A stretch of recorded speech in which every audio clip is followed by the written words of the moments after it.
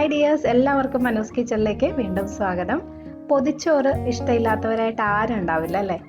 ഇന്ന് നമ്മൾ ഒരു പൊതിച്ചോറാണ് ഉണ്ടാക്കുന്നത്. പക്ഷെ കുറച്ചൊരു വെറൈറ്റി ആയിട്ട് ചമ്മന്തി പൊതിച്ചോറാണ് ഉണ്ടാക്കുന്നത് കേട്ടോ.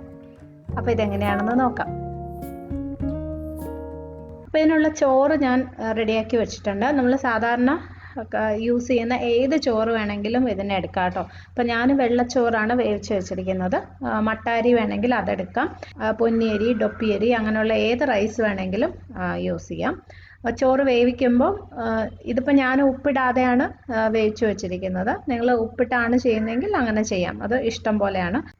പിന്നെ ചോറ് ഒത്തിരി അങ്ങ് വെന്ത് പോവാതെ ശ്രദ്ധിക്കണം കേട്ടോ. കാരണം നമ്മൾ പിന്നെ ചമ്മന്തിയൊക്കെ ഇട്ട് മിക്സ് ചെയ്യുന്ന സമയത്ത് വല്ലാതെ അങ്ങ് കുഴഞ്ഞു പോകും. അപ്പോൾ അതൊന്ന് ശ്രദ്ധിച്ചാൽ മതി. അപ്പോൾ അടുത്ത ഇനി നമ്മൾ ചമ്മന്തി ഉണ്ടാക്കാൻ പോവാണ്. അപ്പോൾ ഞാൻ ഒരു വലിയ തേങ്ങയുടെ പകുതി അരമുറിയാണ് എടുത്തിരിക്കുന്നത്. ചമ്മന്തി നിങ്ങളുടെ ഇഷ്ടം പോലെ എങ്ങനെ വേണമെങ്കിലും ഉണ്ടാക്കാവേ. പലരും പല രീതിയിലായിരിക്കും ചമ്മന്തി ഉണ്ടാക്കുന്നത്. അപ്പോൾ ഏതാണോ നിങ്ങൾക്കിഷ്ടം അതുപോലെ ചെയ്യാം. അപ്പോൾ ഞാനിതിൻ്റെ കൂടെ ഒരു 7 ചെറിയ ഉള്ളി ഇടുന്നുണ്ട്. പിന്നെ ഒരു ചെറിയ കഷ്ണം ഇഞ്ചി ഒന്ന് ചെറുതായിട്ട് മുറിച്ചിട്ടു. ഒരു 2 പച്ചമുളക്, ആവശ്യത്തിന് വാളംപുളി, പിന്നെ ഒരു 2-2.5 ടീസ്പൂണോളം മുളക് പൊടിയും ചേർക്കുന്നുണ്ട്. ഇപ്പോൾ കാശ്മീരി മുളക് പൊടിയാണ്, അപ്പോൾ എരിവുണ്ടാവത്തില്ല. അപ്പോൾ മുളക് പൊടിയൊക്കെ അഡ്ജസ്റ്റ് ചെയ്ത് ചേർക്കാം. ഇനി ഇതിൽ ആവശ്യത്തിന് ഉപ്പും കൂടി ഇട്ടിട്ട് നമുക്കിത് അരച്ചെടുക്കാം. വെള്ളമൊന്നും ഒഴിക്കാതെ സാധാരണ ചമ്മന്തി അരയ്ക്കുന്ന പോലെ അരച്ചെടുക്കാം. അടുത്തത് ഇനി ഒരു പാനിൽ കുറച്ച് എണ്ണ ഒഴിച്ചു കൊടുക്കാം. വളരെ കുറച്ച് മതി, വെളിച്ചെണ്ണ തന്നെ ഉപയോഗിക്കണേ. പല രീതിയിൽ ഈ ചോറ് നമുക്ക് ഉണ്ടാക്കാൻ പറ്റും. അപ്പോൾ ചിലർ ഇതുപോലെ എണ്ണ ഒഴിച്ച് കടുക് പൊട്ടിച്ച് ചെറിയ ഉള്ളിയൊക്കെ മൂപ്പിച്ച് പിന്നെ ചോറിട്ട് വഴറ്റി ചെയ്യും. അത് ആ ഉള്ളിയുടെ ഒരു ടേസ്റ്റ് ഒക്കെ വരുമ്പോൾ വേറൊരു, നമ്മൾ കടുക് പൊട്ടിച്ച് ചേർക്കുന്നതിന് വേറൊരു ടേസ്റ്റ് ആണല്ലോ. അപ്പോൾ അതാണ് താല്പര്യമെങ്കിൽ നിങ്ങൾക്ക് അങ്ങനെ ചെയ്ത് നോക്കാം. അപ്പോൾ ഞാൻ ഇന്ന് ജസ്റ്റ് എണ്ണയിൽ കുറച്ച് കറിവേപ്പിലയും വറ്റൽമുളകും മാത്രം ഇട്ടിട്ടാണ് ഉണ്ടാക്കാൻ പോകുന്നത്. അപ്പോൾ ഈ എണ്ണയിലോട്ട് ഞാനൊരു 3-4 വറ്റൽമുളക് ഇട്ടു. അതിൻ്റെ കൂടെ കുറച്ച് കറിവേപ്പിലയും കൂടി ഇട്ട് കൊടുക്കാം. ഒരു 3-4 തണ്ട് കറിവേപ്പില, രണ്ടും കൂടി ഒന്ന് മൂപ്പിച്ചെടുക്കാം. കറിവേപ്പില നന്നായിട്ടൊന്ന് മൂത്ത് വരണം. ഇനി ഇതിനകത്തോട്ട് നമ്മൾ വേവിച്ച് വെച്ച ചോറ് ഇട്ട് കൊടുക്കാം.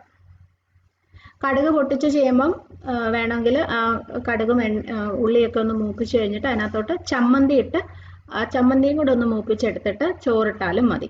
ഇഷ്ടമുള്ള പോലെ എങ്ങനെ വേണമെങ്കിലും നമുക്ക് അഡ്ജസ്റ്റ് ചെയ്യാം. ഇതിൻ്റെ ഒരു ടേസ്റ്റ് എന്ന് വെച്ചാൽ ഈ ചമ്മന്തി മിക്സ് ചെയ്ത ചോറ് ഇലയിൽ പൊതിഞ്ഞ് വെക്കുമ്പോൾ വരുന്നൊരു പ്രത്യേക ഒരു മണം ഉണ്ടല്ലോ, അതാണ് കേട്ടോ. അല്ലാതെ ഉണ്ടാക്കുന്ന രീതിക്കൊന്നും അങ്ങനെ വലിയ ഇമ്പോർട്ടൻസ് ഇല്ല.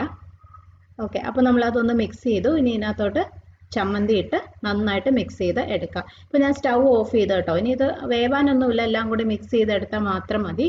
അപ്പോൾ സ്റ്റൗ ഓഫ് ചെയ്തു. ഇനി ഇത് നന്നായിട്ട് മിക്സ് ചെയ്ത് എടുക്കാം.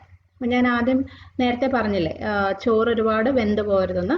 വെന്ത് കഴിഞ്ഞാൽ നമ്മൾ ഇതുപോലെ മിക്സ് ചെയ്യുന്ന സമയത്ത് എല്ലാം കൂടി അങ്ങ് കുഴഞ്ഞു പോകും.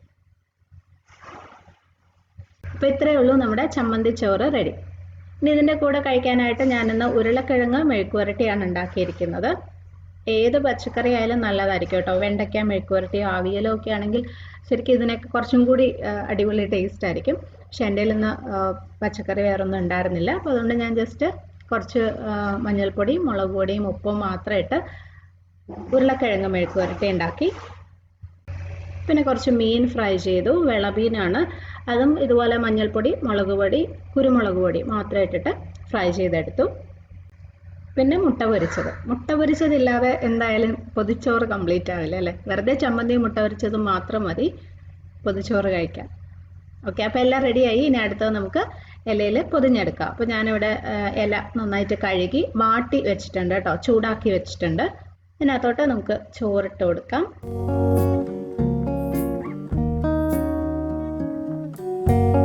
ഉരുളക്കിഴങ്ങ് മെഴുക്ക് വരട്ടി, മീൻ വറുത്തത്, ഓംലെറ്റ്.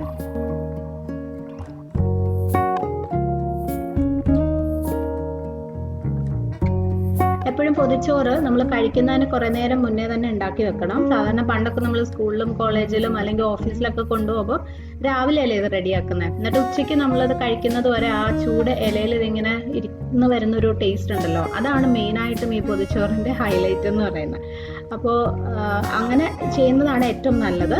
അപ്പോൾ ഈ ചമ്മന്തി ഞാൻ നേരത്തെ പറഞ്ഞില്ലേ, ചമ്മന്തിയും ചോറും കൂടി മിക്സ് ചെയ്തത് ആ ചൂട് ഇലയിൽ ഇരുന്ന് കുറേ നേരം ഇരുന്ന് കഴിയുമ്പോൾ വരുന്നൊരു ടേസ്റ്റ് ഉണ്ട്, അതാണ് അടിപൊളി.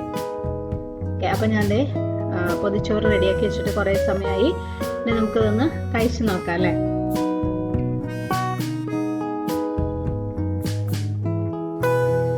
അപ്പോൾ നിങ്ങൾ എപ്പോഴെങ്കിലും ഇത് ട്രൈ ചെയ്ത് നോക്കണം കേട്ടോ.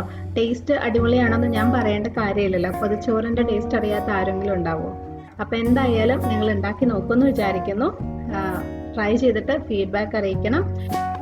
ഈ വീഡിയോ നിങ്ങൾക്ക് ഇഷ്ടമായെങ്കിൽ ലൈക്ക് ചെയ്യാനും ഷെയർ ചെയ്യാനും കമൻറ്റ് ചെയ്യാനും മറക്കരുത്. ചാനൽ സബ്സ്ക്രൈബ് ചെയ്തിട്ടില്ലാത്തവരുണ്ടെങ്കിൽ ഒന്ന് ചെയ്തേക്കണേ. അപ്പോൾ ഇതുപോലെ തന്നെ നല്ല റെസിപ്പീസും വീഡിയോസുമായിട്ട് നമുക്ക് വീണ്ടും കാണാം. Bye friends, thank you for watching.